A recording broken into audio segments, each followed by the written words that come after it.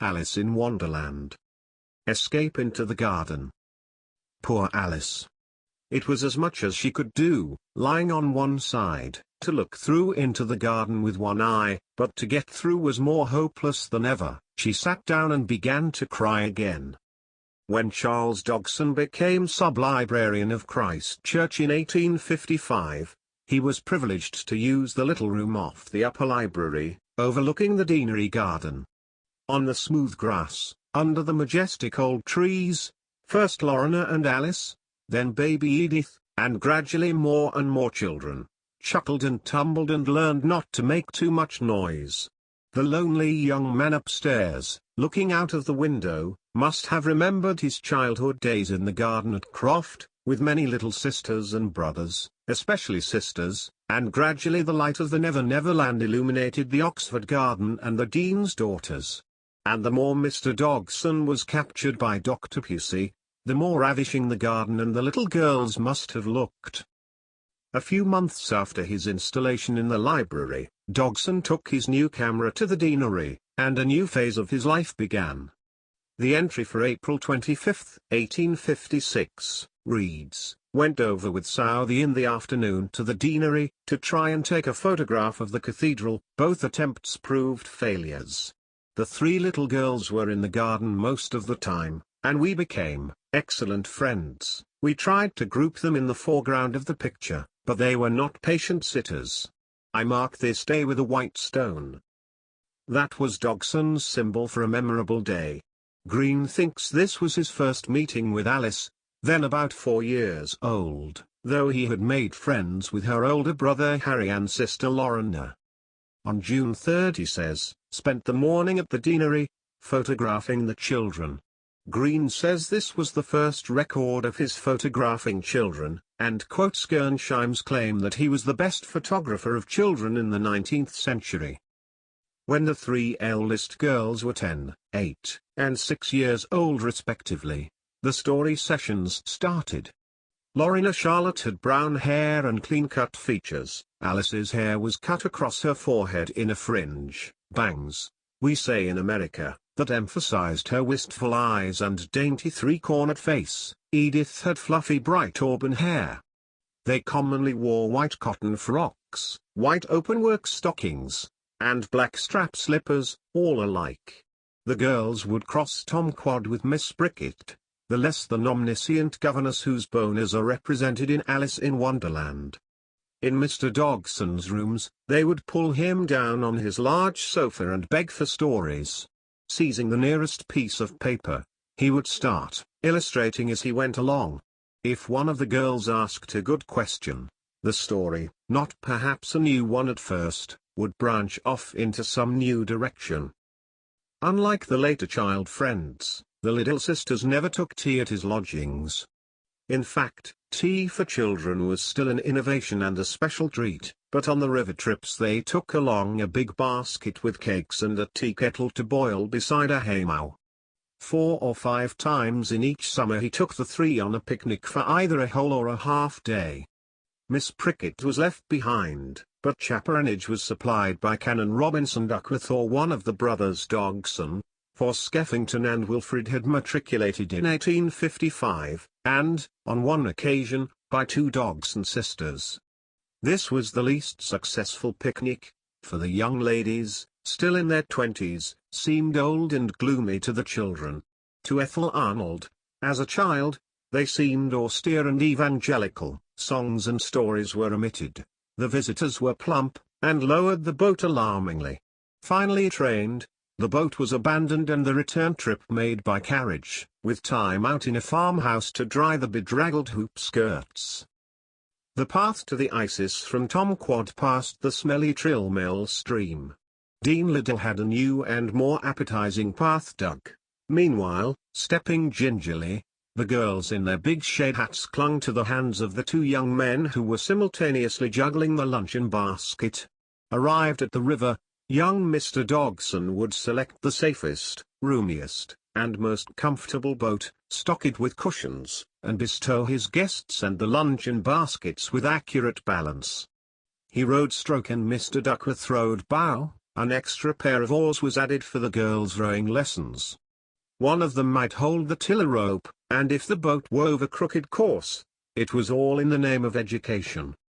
Dodgson celebrated by doffing his new clericals, and appearing in white flannel trousers and a hard straw hat, with black shoes, of course, since tennis shoes had not been invented. These were the most festive times of his life. He was only 30 on July 4, 1862, when all the rays converge. His life was before him and his powers were at their height. Drifting on the slow ices that becomes the Thames, in his pleasant, slow voice with its curious stutter, he wove a dream story for three lovely young ladies and a don. Duckworth asked if it was purely extemporaneous, and he truthfully answered, yes. 3 germination acts that way. One moment there is a brown bud, next moment it is cracked, and a green shoot pushes out. The preparation has been going on in the dark. They rowed up to Godstow, had tea beside a haymow, and rowed back again, returning by about 8:30. Stories had been told and songs had been sung, and at the deanery door 10-year-old Alice said, "Oh, Mr. Dodgson, I wish you would write out Alice's adventures for me." If she had not sensed something special in that story, perhaps he might not have thought to write it down. Years later he attributed his beginning as a writer to her infant patronage. How and when he wrote out the story has been told variously by Duckworth and by Alice, in her old age, to her son. But now that we have Dodgson's diaries there is no need to speculate.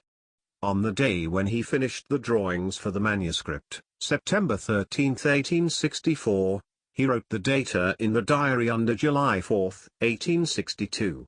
On a blank page in volume 9 of the diaries he wrote the following. It was first told July 4, F. 1862.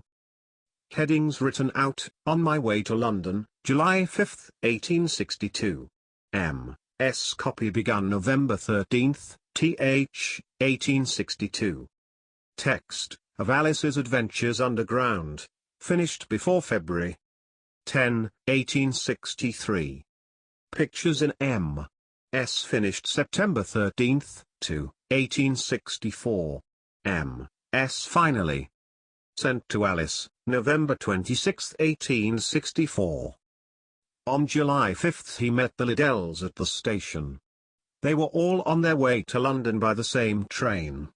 It seems likely he did not sit with them, because he noted writing out the heads of the story on the train.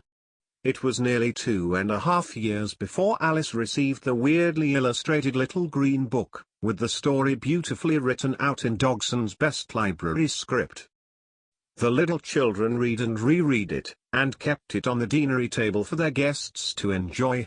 When Mrs. MacDonald read it aloud to her children, Greville, then aged 6, said, "There ought to be 60,000 volumes of it." And Henry Kingsley wrote the author that it should be published. Dodgson hesitated to risk a loss on the hunch of a child and the praise of one fellow writer. Duckworth suggested that the book would surely succeed if Tenniel would illustrate it. Eventually the actor Tom Taylor introduced the two men, and on April 5, 1864, arrangements were completed with Macmillan and with Tenniel. The arrangements with Macmillan are the first of Dodgson's peculiar special methods of doing business. His books, says Charles Morgan, were, by his own wish, published on commission, that is to say at his own and not the publisher's risk. What Lewis Carroll understood, is that in persuading a great house to publish for him on commission he was rarely fortunate. 5. Tenniel, who had started as a child prodigy, nearly ended as one. When a boy, fencing with his father, he lost the sight of one eye. But the remaining eye saw more than most. At 16 he exhibited, and sold, an oil painting, not caring for art school. He studied by himself and at the British Museum, with the help of the trustees and free access to all collections. He spent a good deal of time on the Elgin marbles, also known as the Parthenon frieze and pediments, and on the collections of armor and costume. He also liked to visit the zoological gardens, but without a sketchbook. His memory was phenomenal, and the only model he used was an occasional photograph, with one exception, to be noted later. His first book illustrations were for a volume of Aesop, published in 1848. When the second cartoonist of Punch resigned over a religious difference, Mark Lemon remembered the illustrator of Aesop and engaged him. At first the new man had little chance to show what he could do, apart from title page, decorated initial, and so on, for the first cartoonist was John Leech. Tenniel's earliest cartoons appeared in 1851, without especial success, but by the following year they had improved. He made his name with the drawing for the death of Wellington and the creation of the British Lion. By 1862 he was doing at least one cartoon a week, and, when Leech died in 1864, Tenniel became cartoonist for Punch, where he remained for 50 years, retiring at 80, and living to within 3 days of his 94th birthday. Tenniel was a mild and gentle man who knew his own mind. In illustrating, he put himself in the author's place and used all his imagination and artistry to recreate the latter's ideas. He was, like Dodgson himself, incorruptible and original. These two incompatibles in double harness won the race, and cut the traces. With Through the Looking Glass, said Tenniel tactfully, the faculty of making book illustrations departed from me. By 1864 he was in a position to ask £148 for illustrating Alice. Dodgson paid this himself, as well as the DL Brothers engraving bill, which for both books came to £203.16. Further, he paid for the plates of the 1865 edition, the rare true first edition, which he called in because the reproduction of the plates left Tenniel dissatisfied. Before photoengraving, the artist drew directly on the wood block, then responsibility passed to the engravers. Fortunately, the Dalziels were at the top of their profession, though Dante Gabriel Rossetti blessed them with, "Please engravers. What ministers of wrath! Your drawing comes to them, like Agag, delicately, and is hewn in pieces before the Lord Harry. As yet, I fare best with W.J. Linton. He keeps stomach aches for you, but the L deals in fevers and agues." Tenniel, however, worked well with the Dalziels, and also with Joseph Swain, who handled Dodgson's later illustrators' work. The subtleties that this method of engraving could produce required full understanding between engraver and illustrator, and plenty of time and patience, perhaps Rossetti's short suit. Dodgson was never too busy for a conference, never hurried his co-workers, and expected perfection. He would have liked illustrating the books himself, till he found that a special technique was required. He is said never to have been satisfied with Tenniel, though everybody else was. Dodgson and Tenniel, like Gilbert and Sullivan, complemented each other artistically, but not without friction. Perhaps Dodgson was a little jealous, and his exacting methods may have gotten on Tenniel's nerves. He proposed a model.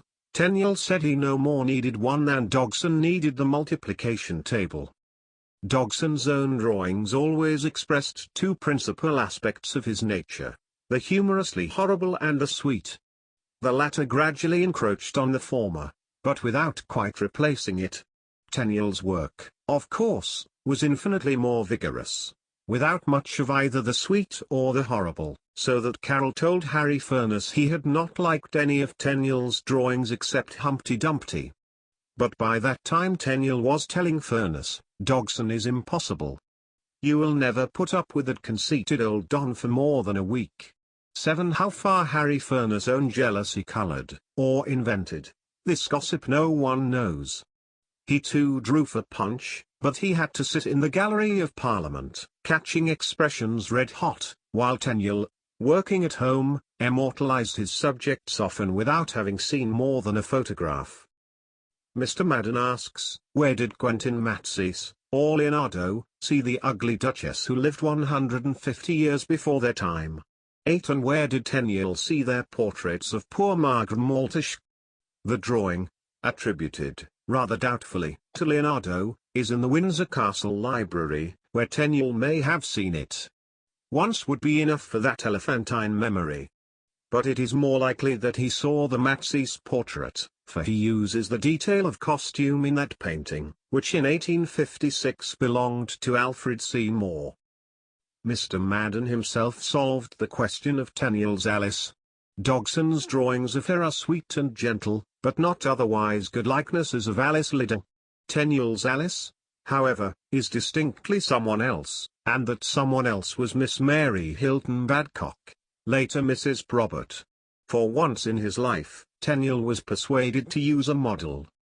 First he and Dogson held numerous conferences to determine whether Alice should have a fringe, or bangs, like Alice Liddell. Since Dogson deleted the lovely photograph of Alice from the facsimile of the manuscript published in 1886, it was doubtless his idea to have the illustrations in no way resemble her. When he saw a photograph of Mary at Mr. Gray's, of Sharon, everything was solved. He had only to obtain Canon Badcock's permission for his daughter to sit, and Tenniel's consent to break the habits of a lifetime. Nevertheless Dogson prevailed, and the artist made several trips to Ripon to sketch the Canon's daughter, who had bright gold hair and was quite a different type from the dark, dreamy Alice Liddell.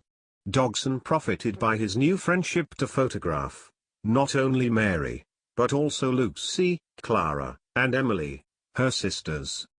Tenniel got a bit of his own back when he was illustrating Through the Looking Glass. There were 13 chapters, of which Dogson decided to delete one. The artist suggested sacrificing the one that required him to draw a wasp in a wig. He wrote, "Don't think me brutal, but the wasp chapter doesn't interest me in the least." 5. Whatever Dogson thought of the brutality, he took the advice. Canon Duckworth was rewarded for his share in the book. Whenever a batch of Tenniel's engravings arrived, the Canon was invited to dinner, and spent an exciting evening with Dogson over the pictures, in spite of Harry Furness' rather spiteful gossip about author and artist. For the Alice books this collaboration was ideal. In their first form, the books are as finished as the Parthenon was before the Turks thought of storing gunpowder in it. The futile attempts to make new illustrations to the Alice books resemble the further finishing of the Parthenon when the gunpowder exploded. An explosion that harmed neither Dogson nor Tenniel, however, is Marguerite Mespoulet's book, Creators of Wonderland.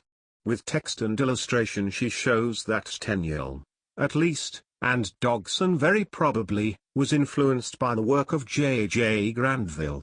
In the picture of the two footmen in Wonderland, Tenniel definitely used a frog footman of Granville's.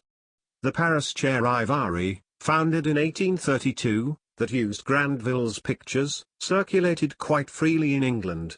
Punch, of course, is the London Charivari, and Thackeray, one of its founders, shuttled back and forth between Paris and London, and knew Granville's work well, as indeed many art lovers in England did.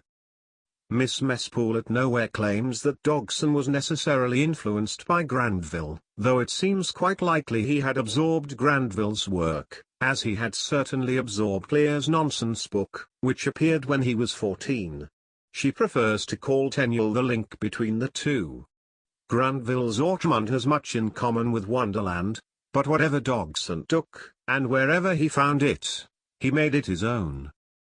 Angus Davidson finds no mention of Lewis Carroll in Lear's diaries or letters. 10 and Mr. Madden found no trace of Lear 8 in Dogson's library at Oxford, yet the two moved in some of the same circles and could hardly have avoided meeting. But, as John Livingston Lowes says in The Road to Xanadu, origins prove nothing. William James bluntly declared, all they do is to afford a welcome answer to the question, what has creative genius framed from its inert stuff? 11. This holds for Tenniel too, who simply lifted his frog footman and fish footman from Granville. And yet, simply? He split up Granville's frog footman into two persons, giving the fish costume to the frog. And besides, as Alice said, she was she, and I was I, and oh dear, Tenniel too made his own whatever he touched.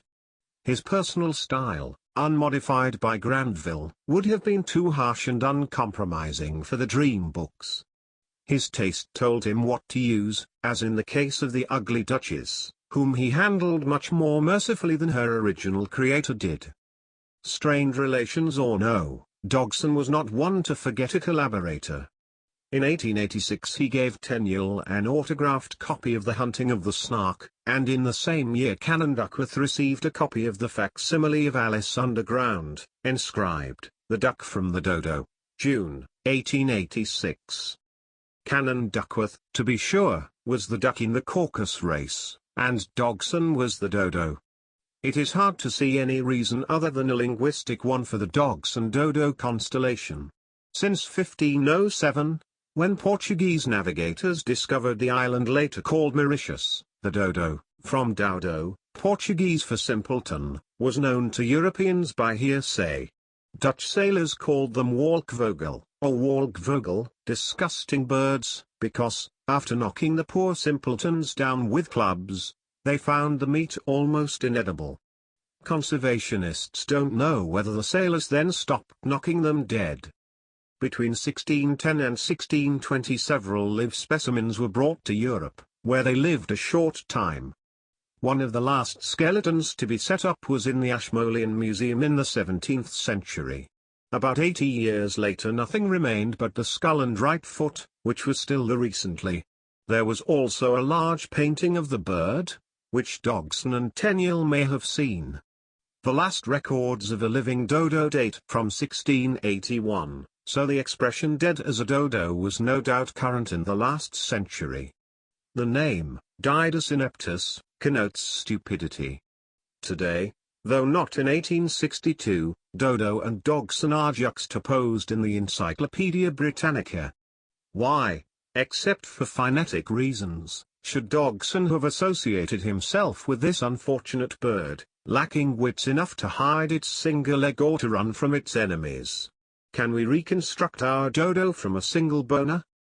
Dodgson's recent biographers, starting with Green, who claims to have been a stammerer himself, feel that Dodo may also have referred to Dodgson's way of saying his own name, Dodo Dodgson. It may indeed, though the only documentation we have so far, in a letter from Mrs. Skene, refers to his stammering on the P sound. As to Canon Duckworth, in the manuscript the duck has a speech later transferred to the eaglet, Edith, after the dodo has said. In that case, I move that the meeting adjourn, for the immediate adoption of more energetic remedies. In the manuscript it is the duck and not the eaglet who answers, "Speak English. I don't know the meaning of all those long words, and what's more, I don't believe you do either." And the duck quacked a comfortable laugh to itself. Some of the other animals tittered audibly. Dodgson made a practice of weaving members of the party and topical events into his story. Dinah, for instance, was a real cat. The little children had two tabby kittens, which they named Villikins and his Dinah, after a popular song. One Villikins was short-lived, but Dinah lived to be chased out of Christ Church Library many times, and to be consoled and bathed and loved by Alice, though technically she belonged to Lorna. Topical allusions appear in the Dormouse's story too. The three sisters in that tale were Elsie, Lacey, and Dilly, L.C. for Lorna Charlotte, Lacey, an anagram for Alice, and Dilly, for Matilda, the sister's pet name for Edith. One elsewhere the play on names produces variants, Laurie for Lorna, and Eaglet for Edith. The first version, reminiscent of the day when the Mrs. Dodgson were caught in the rain, takes the party into a little cottage to dry their clothing. Some of the stories told on earlier river excursions extended Alice's adventures underground into Alice's adventures in Wonderland, but the manuscript corresponded to the story told on July 4. There is no Caucus race in the manuscript, but there is a picture by Granville, showing the animals seated in a circle, much like Tenniel's. In the manuscript, this takes the place of the Caucus. "I only meant to say," said the duck in a rather offended tone, "that I knew of a house near here, where we could get the young lady and the rest of the party dried, and then we could listen comfortably to the story which I think you were good enough to promise to tell us," bowing gravely to the mouse. The mouse made no objection to this, and the whole party moved along the river bank, for the pool had by this time begun to flow out of the hall, and the edge of it was fringed with rushes and forget-me-nots, in a slow procession, the dodo leading the way. After a time the dodo became impatient, and, leaving the duck to bring up the rest of the party, moved on at a quicker pace with Alice, the lory, and the eaglet, and soon brought them to a little cottage, and there they sat snugly by the fire, wrapped up in blankets, until the rest of the party had arrived, and they were all dry again. Then after the mouse's tale, and its departure in a huff, she sat for a while sorrowful and silent, but it was not long before she recovered her spirits, and began talking to herself, as usual. "I do wish some of them had stayed a little longer. I was getting to be such friends with them, really the lory and I were almost like sisters. And so was that dear little eaglet. And then the duck and the dodo. How nicely the duck sang to us as we came along through the water, and if the dodo hadn't known the way to that nice little cottage, I don't know when we should have got dry again, and there is no knowing how long she might have prattled on in this way, if she had not suddenly caught the sound of pattering feet." Well enough for a manuscript destined for an intimate circle, but he had enough of a public mind to realize that these paragraphs did not belong in a printed book. His public mind and his private one were now on their way to taking up separate residence. For he decided to sign Alice by the pseudonym he had been trying out in the train, Edmund Yates's paper. Collingwood tells how Dodgson submitted several names for the 5 poems and 1 story that appeared in the train in 1856-7, but he gives the wrong name and date for the first poem, which was actually Solitude, in March, 1856. Yates rejected Dares, from Desbury, and 2 anagrams, Edgar Cuthwell-Lys and Edgar U.C. Westhall, as well as Louis Carroll, in favor of the now famous version.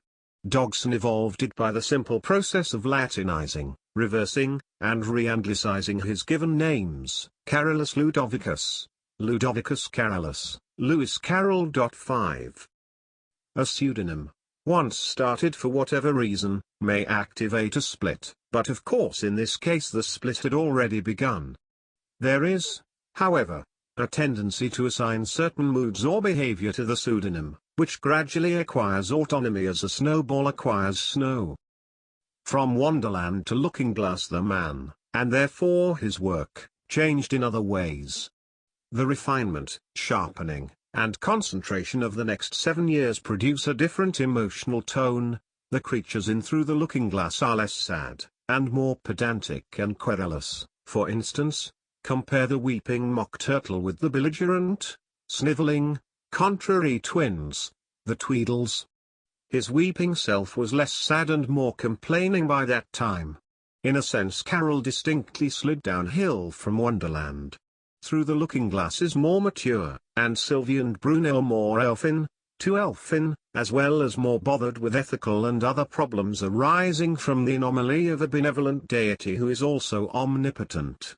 Carroll's power of pure play was duller at 60 than at 30, and his power of thought was scarcely sharpened. In Wonderland he transports the dream characters to a dream country, where the traveller is sane and the natives mad, like an Englishman abroad. In A Tangled Tale, however, Mad Mathesis runs wild in the heart of London, making the citizens stare. It is almost trite to say that Carroll remained a child to whom the world looked even madder than it does to most of us. He was too polite, or too cautious, to say so, and perfected a technique for getting around freely without any worse tag than eccentric, but one of his logical dilemmas was they are sane. I am not like them. I am insane. Or vice versa. Do cats eat bats? Or do bats eat cats? The appearing and disappearing Cheshire Cat is a sort of guardian imp and liaison officer between the two worlds. An undercurrent of Wonderland is Alice's longing for Dinah, so perhaps the cat with the disappearing head, the Cheshire Cat, from Charles's birthplace, is Dinah's dream self, who, by the laws of Dreamland, instead of frightening the creatures away, only keeps them pleasantly on edge. It is significant that the Cheshire Cat remarks, "We're all mad here." Dinah is the one link to the daily world, the one person Alice misses. She says, "They will put their heads down and say, 'Come up again, dear.'" Is the Cheshire Cat Dinah's head recalling her to the world across the border? Dinah is not the only double exposure. There are the rabbit and the March hare, the furious little mouse in the pool and the dormouse, and finally, the Queen of Hearts and the Duchess, who in the manuscript were one person, Queen of Hearts and Marchioness, not Duchess, of Mock Turtle. The whole Mad Tea Party sounds like four aspects of Mr. Dogson sitting about a table, calling one another names, like those arrangements of mirrors in amusement parks where you can photograph yourself from several angles at once. Or perhaps Alice stood for Mr. Dogson, who was so easily offended, and who walked out of common room at the drop of a bad word. The peculiar creatures who spoke something that was certainly English, yet made no sense, may have been the other members of common room. Speculation about the Hatter makes him an Oxford character. Mr. Collingwood thinks a classmate of his uncle's. Mr. Madden suggests Theophilus Carter, a furniture dealer of the High Street. It is really dreadful the way the creatures order one about here. Is that Oxford, the British Empire, or the whole world? In his childhood home 'twas love that made the world go round. The King and Queen of Hearts had 10 children, which might mean the 10 numbered cards in a suit, or the 10 Dogson children besides Charles, making him the knave. "She's all my fancy painted him" was his first form of the White Rabbit's testimony against the knave. To the Duchess' remark about love making the world go round, Alice replied, "Somebody said that it's done by everybody minding their own business." At 61 Alice's creator sank into the morass, gurgling. "For I think it is love. For I feel it is love. For I'm sure it is nothing but love." "Once," said the Mock Turtle at last, with a deep sigh, "I was a real turtle. Once," said Charles Dogson, "I was a real boy. Until he was 5, perhaps, for Bruno, his only endurable boy character, is 5 years old. Alice, in Wonderland, is 7, in Through the Looking-Glass, 7½ exactly." The face of the Mock Turtle, both in Carroll's drawings and in Tenniel's, has the sad, yearning expression of Charles himself in all his pictures, yearning, perhaps, for his crucified manhood and liberty of thought. No wonder, after another 7 years of a Don's life, the Mock Turtle's sadness became the valetudinarianism of the Tweedle brothers. Brother against brother. Instead of the mildly antagonistic Grifton versus the lachrymose Mock Turtle, we have the furious identical twins.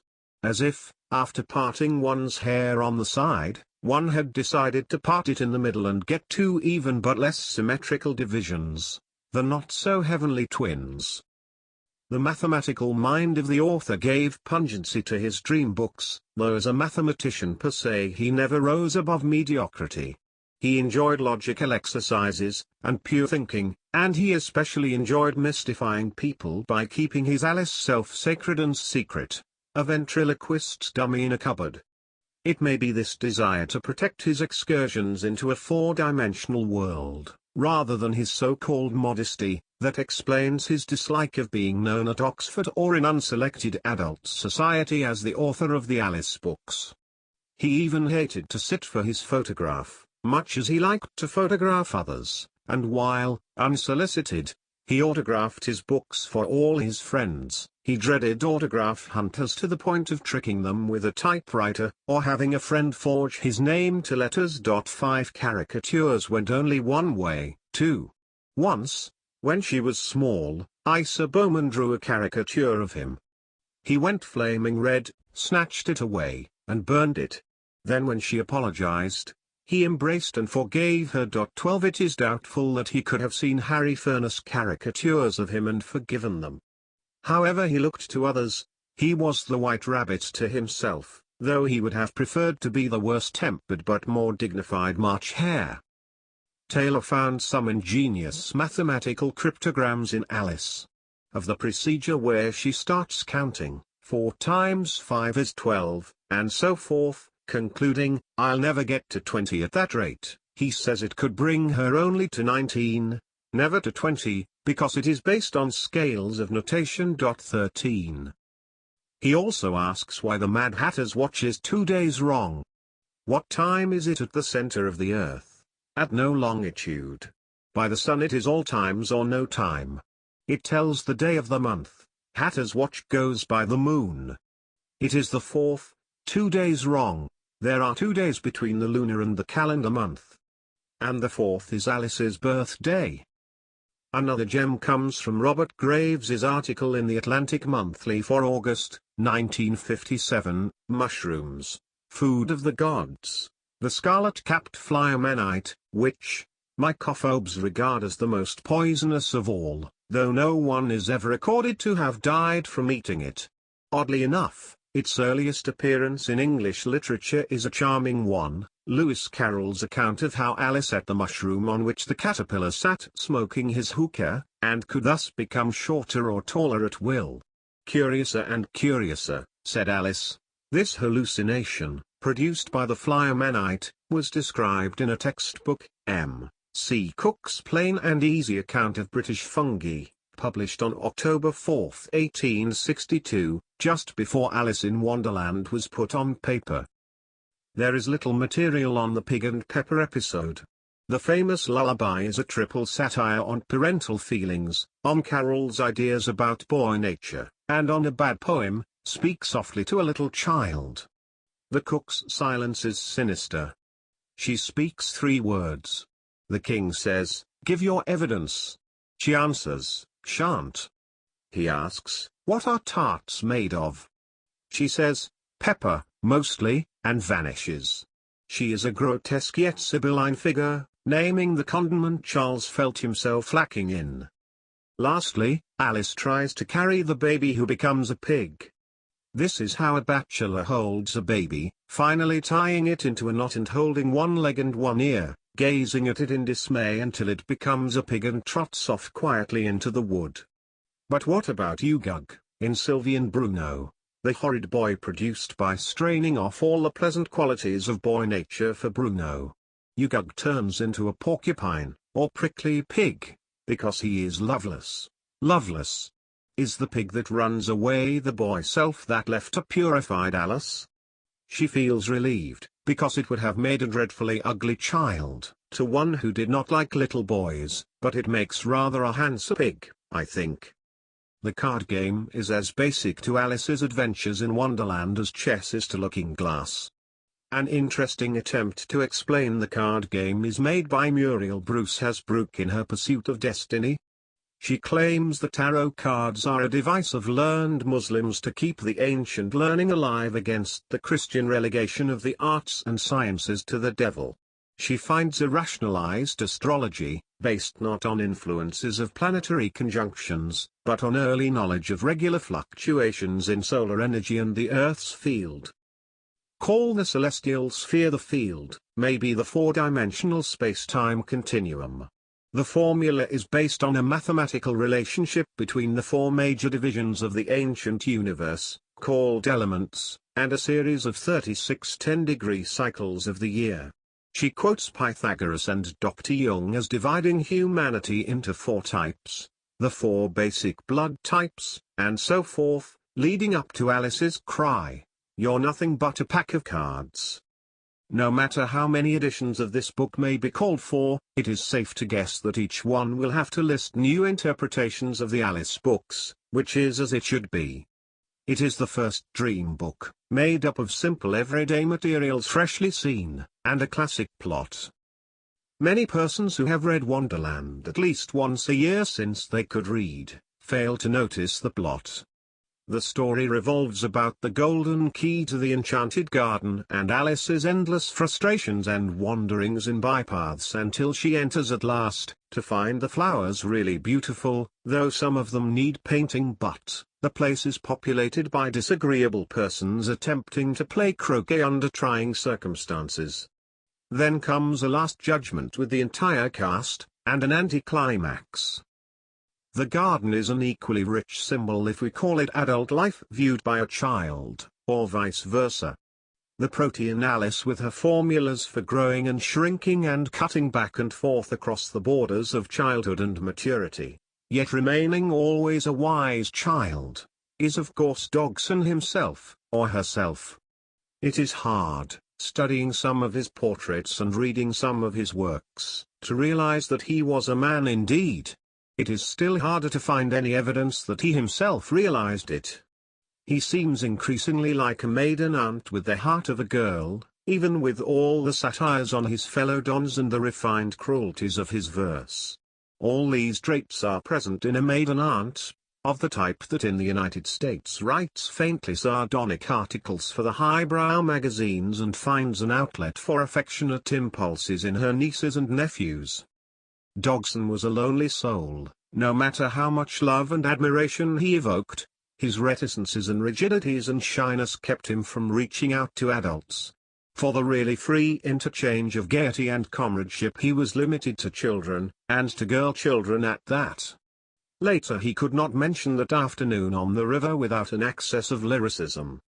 I distinctly remember how in a desperate attempt to strike out some new line of fairy lore, I had sent my heroine straight down a rabbit hole, to begin with, without the least idea what was to happen afterwards.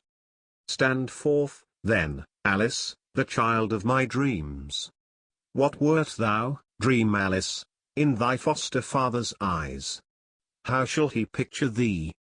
Loving, first, loving and gentle, loving as a dog, forgive the prosaic simile, but I know no earthly love so pure and perfect, and gentle as a fawn, then courteous, courteous to all, high or low, grand or grotesque, king or caterpillar, even as though she were herself a king's daughter, and her clothing of wrought gold, then trustful, ready to accept the wildest possibilities with all that utter trust that only dreamers know, and, lastly, curious, wildly curious, and with the eager enjoyment of life that comes only in the happy hours of childhood, when all is new and fair, and when sin and sorrow are but names, empty words signifying nothing. And the white rabbit, what of him? For her youth, audacity, vigor, swift directness of purpose, read elderly, timid, feeble, and nervously shilly-shallying, and you will get something of what I meant him to be. Let me cull from the two books a royal trio, the Queen of Hearts, the Red Queen, and the White Queen. Each had to preserve, through all her eccentricities, a certain queenly dignity. I pictured to myself the Queen of Hearts as a sort of embodiment of ungovernable passion, a blind and aimless fury. The Red Queen I pictured as a fury, but of another type. Her passion must be cold and calm, she must be formal and strict, yet not unkindly, pedantic to the 10th degree, the concentrated essence of all governesses. Lastly, the White Queen seemed, to my dreaming fancy, gentle, stupid, fat, and pale, helpless as an infant, just suggesting imbecility but never quite passing into it. There is a character strangely like her in Wilkie Collins' novel, No Name. By two converging paths we have somehow reached the same ideal, and Mrs. Ragg and the White Queen might have been twin sisters. 3. Such a richly variegated personality need not go outside himself for portraits. If Alice is his seeking self, his best beloved ego to which he assigns all the desirable traits, then the White Rabbit is his timid, donnish self, struck inarticulate for half an hour when a brother Dom catches him walking with a little girl, the man with the little black bag, the gloves, my paws and whiskers, the gloves, the pocketbook with the many compartments, the man with the peculiar gait, the stammer, the inability to carve a joint, who softly and suddenly vanished away if anyone mentioned his books. The penultimate paragraphs of Alice's adventures underground follow. But her sister sat there some while longer, watching the setting sun, and thinking of little Alice and her adventures, till she too began dreaming after a fashion, and this was her dream. She saw an ancient city, and a quiet river widening near it along the plain, and up the stream went slowly gliding a boat with a merry party of children on board, She could hear the voices and laughter like music over the water, and among them was another little Alice, who sat listening with bright eager eyes, to a tale that was being told. And she listened for the words of the tale, and lo, it was the dream of her own little sister. So the boat wound slowly along, beneath the bright summer day, with its merry crew and its voices of music and laughter, till it passed round one of the many turnings of the stream, and she saw it no more. To so accomplished an acrobat, a dream within a dream is a small matter. It is indeed the blend of logical with dream material that gives Carroll's works their distinct and inimitable flavor. The fall down the rabbit hole, for instance, is a birth dream indeed, and what a symbol, the rabbit for fertility. The motif is always cropping out. When Alice is in the long hall, later the hall of tears, she finds the key to the little door that led into a small passage, not much larger than a rat hole. She knelt down and looked along the passage, but she could not even get her head through the doorway. Later she slips into the pool of tears and swims about easily. Then, in the rabbit's house, she starts to grow uncomfortably large and threatens to burst the house. When Bill the lizard comes down the chimney after her, she makes a final effort and succeeds in retracting one leg far enough to kick him back up. Birth dreams are universal, but since we are born without language, they use visual and muscular imagery. Whatever reminds us of birth retains a mysterious fascination, unaccountable till this great discovery of Dr. Ranks. Wonderland contains all the elements: the comfortable swimming about in the water, the doubt of being able to get her head through the narrow passage, the constriction of the small room, increasing threateningly as she grows, the attempt to kick out in a narrow space. To name and classify a dream element is merely to recognize the unconscious, but these birth images must have had a meaning to their inventor, a spiritual rebirth, perhaps, for Dogson was just over the hill from one of his major crises. He had looked down into the deanery garden from the library window for years. He was 30 years old, and he had taken holy orders 6 months before. And perhaps that was it. Acceptance of ordination after so many doubts and such a long postponement. He had been eligible for 6 years, must have required a new synthesis. The scene in the Hall of Tears, where Alice gives herself good advice. The one where once she remembered trying to box her own ears for having cheated herself in a game of croquet, for this curious child was very fond of pretending to be two people, and other hints, suggest Dogson may have had fleeting doubts of his own identity, no doubt intensified since his ordination. For it was not Alice Liddell who pretended to be two people, or who needed rebirth. As Lowes says again, great art is more often than not the product of tendencies which are art's undoing when uncontrolled. There enter into imaginative creation 3 factors which reciprocally interplay, the well, and the vision, and the will, their long, slow storing of the well, the flash of amazing vision through a fortuitous suggestion, the exciting task of translating the vision into reality. 11 All these factors were present, and he resigned himself, on the surface, to being the Reverend Charles Dogson, but, as the outer bonds gripped tighter, the inner self soared more and more. For such a nature, actually, stone walls do not a prison make, since the space inside a spirit of genius is infinite. The Alice books are frankly dream stories. Both have an elaborate and rather orgiastic nightmarish awakening, though only in the first one does the dreamer direct the dream. Both use the materials of the universal dream or folk tale. Their prime value lies in this articulation of the inarticulate impressions of childhood and in their multiple use on several planes simultaneously, which make them interesting to all ages and cultural levels. Here may be, for instance, a memory of school, of Oxford, of the ordination.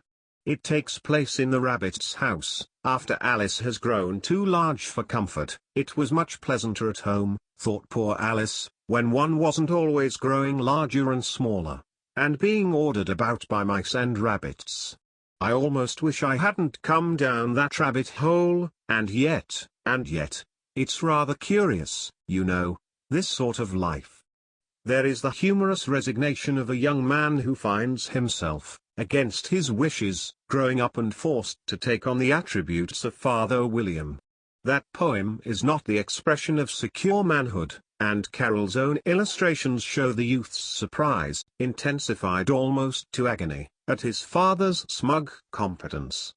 In one picture the youth is distinctly what Gilbert took the liberty of calling a je ne sais quoi young man.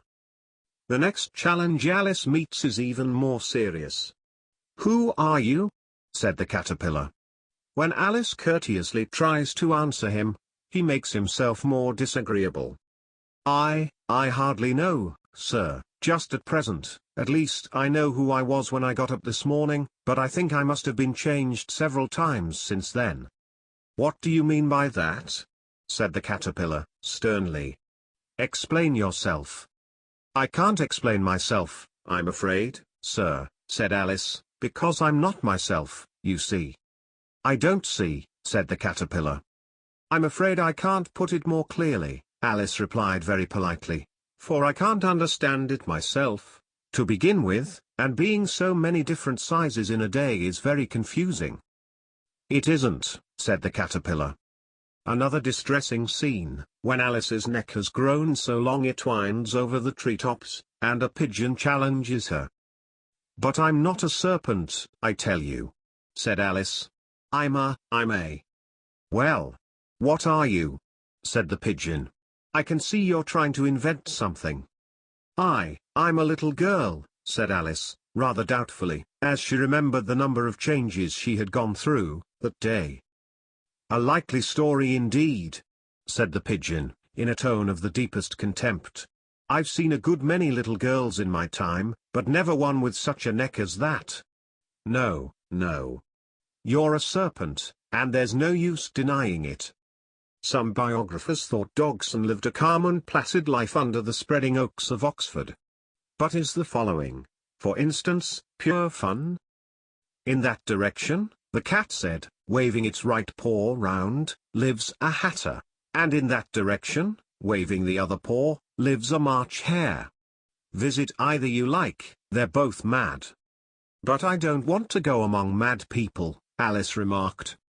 "Oh, you can't help that," said the cat. "We are all mad here. I'm mad. You're mad."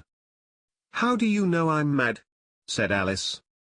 "You must be," said the cat, "or you wouldn't have come here." This gives some idea of what Charles felt about the world around him, and his part in it.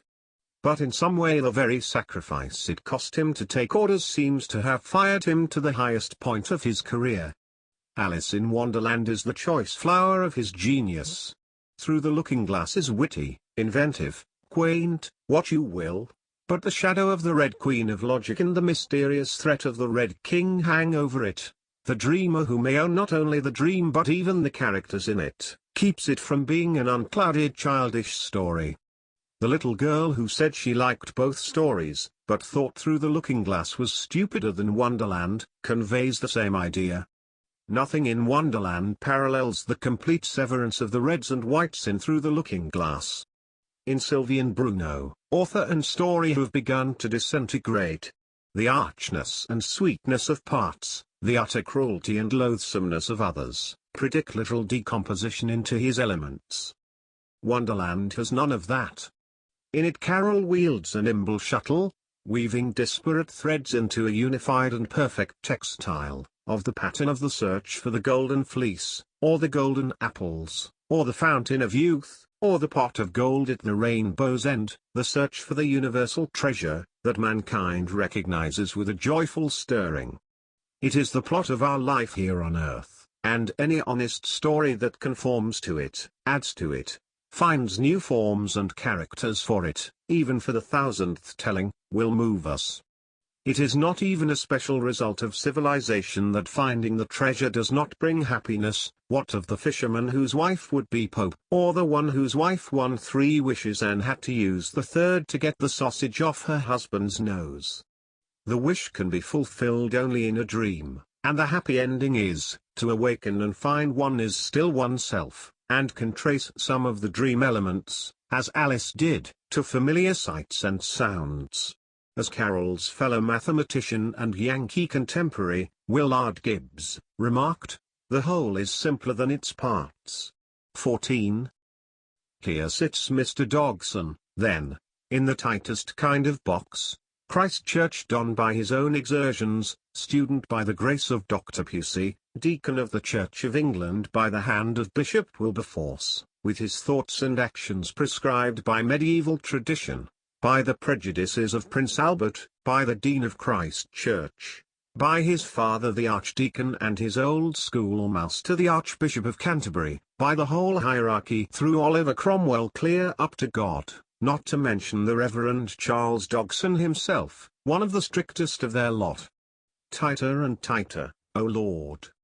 The only escape is down the rabbit hole and into the beautiful garden. And like Carl Sandburg's Gimme the Axe, when he gets to the moon he will find everything the same as it always was.